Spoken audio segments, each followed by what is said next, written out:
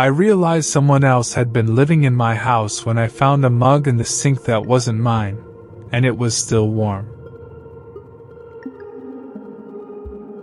This was about 6 years ago, when I was living alone in a quiet suburb in Ontario. I worked rotating shifts at a warehouse, so I was gone at odd hours and sleeping during the day sometimes. I blamed that for the small things at first. Lights left on.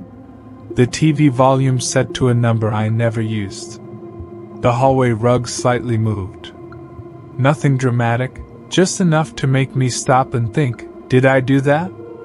The first thing that really scared me happened early one morning when I came home and smelled shampoo. Not old or faint, fresh, like someone had just finished showering. I stood there listening, heart pounding. No water running. The bathroom was dry. The smell stayed. A few nights later, I woke up around 3 a.m. to a sound upstairs. It wasn't clear footsteps, more like someone shifting their weight and then freezing. I stayed in bed, barely breathing, until the house went quiet again. When I checked later, everything was locked.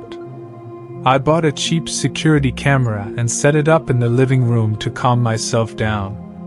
For days, nothing happened. Then one night at work, I got a motion alert.